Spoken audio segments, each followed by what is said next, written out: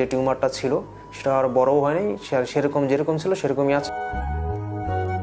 আগে যেমন গলায় একটু সমস্যা রোগ গিলতে, এটাও এখন সেরকম নাই।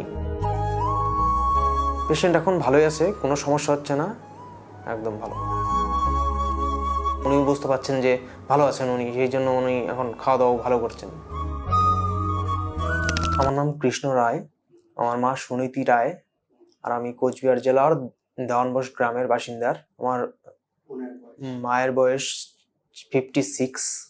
প্রথমত আমরা আমাদের গলার সমস্যার জন্য একটা মার টেস্ট করাই, তো সেখান থেকে আমরা বুঝতে পারি যে গলায় টিউমার টাইপের কিছু ছিল। তারপর সেটা সেখানে ডক্টর এভেনোসিস করতে বলে, তো সেখান থেকে আমরা এভেনোসিস করার পর দেখতে পাই যে সেখানে একটা ক্যান্সারের সিমটম রয়ে গেছে। তো সেখান থেকে আমরা আমাদের এই কোচবিহারে হসপিটাল আছে সেখানে দেখাই, তো সেখান থেকে বলে অপারেশনের কথা। তো আমরা সেখানে না করে শিলিগুড়ি মেডিকেলে দেখাই, সেখানেও সেম কথা বলে।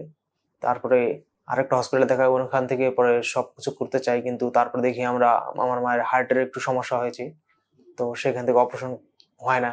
তো তারপরে আমার এখানে খবর পাই আমরা পুনর্জন্ম হসপিটালে, তো সেই সূত্রে এখানে আসি। আমরা আসার পরে এখান থেকে আমরা ট্রিটমেন্ট চালু করি। দুবার আমরা ট্যুর নিয়ে গেছি এর আগে।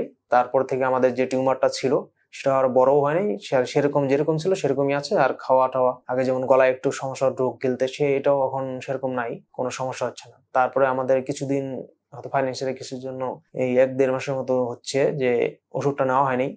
তো আমরা আবার ভাবছি এটা যদি বন্ধ করে দিই তাহলে যদি আবার সমস্যা হয়ে থাকে, তো সেই জন্য আমরা কই না, এটা তাহলে আবার চালানো উচিত। তো সেই জন্য আমরা আবার এসেছি। পেশেন্ট এখন ভালোই আছে, কোনো সমস্যা হচ্ছে না, একদম ভালো। খাওয়া দাওয়া ভালো, এখন ভালো। আগে যেমন ওই একটা মানে মনের মধ্যে ভয় ছিল, সেই জন্য খাওয়া দাওয়া একটু কমে গিয়েছিল প্রথম প্রথম, কিন্তু এখন ওই জিনিসটা নেই, মানে ভালো। উনি বুঝতে পারছেন যে ভালো আছেন উনি, সেই জন্য উনি এখন খাওয়া দাওয়া ভালো করছেন। হ্যাঁ, ভয়েসটা ভালো হয়েছে। আগে যেমন গলার সমস্যার জন্য একটু কথা বলতে, একটু জোরে কথা বলতে পারতো না, এখন একটু ন্যাচারালি যেমন কথা বলতে পারে সবসময় ওইটি।